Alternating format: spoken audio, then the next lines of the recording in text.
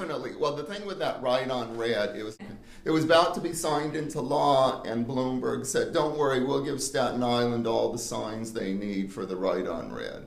And we didn't get all the signs we needed. So yes, I definitely support the right on red. And speed cameras, yes, I think they're a deterrent. And I think speeding is a problem on Staten Island, and we have to do something. Unlike my opponent wants to raise the speed limit on Highland Boulevard and other streets, I think speeding is a problem. I think it's a problem in residential areas. I think it's a problem there. And if you look at Highland Boulevard, a 3-lane street, you know, if there's no traffic on Highland Boulevard, driving 25 miles an hour is pretty ridiculous.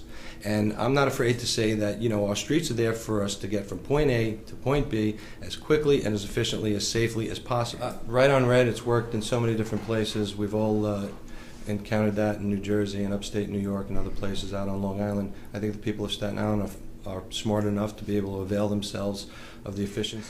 With respect to speed cameras, I worked very closely with the last administration who pushed very hard for speed. What I said to the last administration was, though, that the concern ought to be driven by safety. That should be it, not this kind of gotcha mentality that we're going to fleece the pockets of Staten Islanders. For the first time, this is the first DOT commissioner, I might say, who has said, we'll take a look at it next year with an open ear. And what it does is it places a stop sign or traffic light on the 4 corners immediately surrounding every single school in the city. Of course, that mainly affects Staten Island schools because in most parts in the city, that's already a reality. Red light cameras, I don't know how you don't support it. It's not fun to get a ticket if you go through a red light, but bottom line is you should never, ever, there's not a red light anywhere. This is completely different from the speeding issue.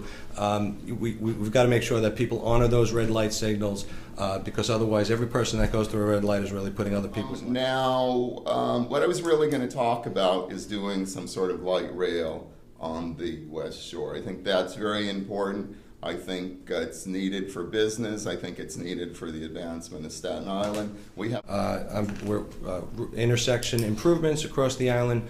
We need a 4th bus depot already. By the time the ribbon was cut on that one, you know, it was time for another one, and we're working with the MTA in the new capital project to see if we can accommodate that. The concern I have is, somebody once said to me, if Staten Island was part of New Jersey, would we be connected to Manhattan? I think we would, and I think the problem is that our legislators aren't pushing enough for us to be connected to Manhattan, and I think because we have part-time legislators such as Senator Lanza, they're anxious to rest on the fact that they do the high-profile part of the question and not really the difficult part of the question. So this implication that you know, that people are sitting around and doing nothing, that's just not true when it comes to me, I could tell you. And I think my record speaks to that truth. I don't think you can accomplish the things that I've been able to accomplish together with this community and together with colleagues on both sides of the aisles if you're out there resting as he is suggesting.